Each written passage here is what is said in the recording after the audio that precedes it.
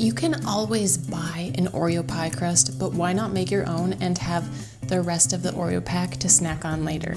Today we're making a homemade Oreo pie crust. So to start, we're going to need to get out 5 tablespoons of butter, and we're going to go ahead and melt that. In the meantime, get out a medium or large bowl, and you're going to need either a food processor or a Ziploc bag, and we need to crush 22 Oreos, regular Oreos.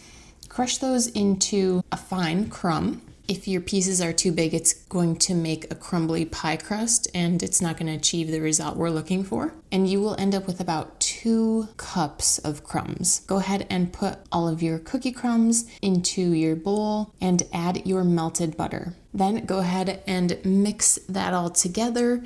It'll be a thick, pretty wet mixture. If you have any large chunks that you didn't get, go ahead and crush those now. And then you're going to get out either an 8-inch, a 9-inch, or a 10-inch pie plate, or cake pan, or springform pan, or square pan, whatever you're going to be using for your pie, and pour your Oreo mixture in.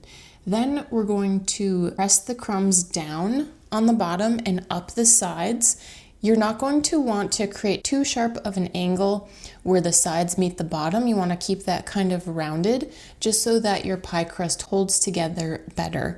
And I had a hard time telling how thick my crust was on the bottom. So you can use a knife or a fork or something just to measure how thick it is. My crust ended up relatively thick, but I was happy with it. But just as a result, my sides were shorter. But your end goal when you're pressing your Oreo crumbs into your baking vessel is you want consistency all around.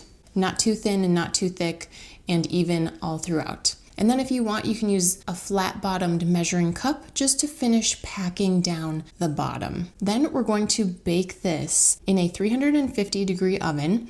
And I borrowed this recipe from Sally's Baking Addiction. She says for baked desserts, she usually bakes the crust for 8 to 10 minutes. For no-bake filling pies, she bakes for 10 to 12 minutes. And then you're gonna let this crust cool completely before using.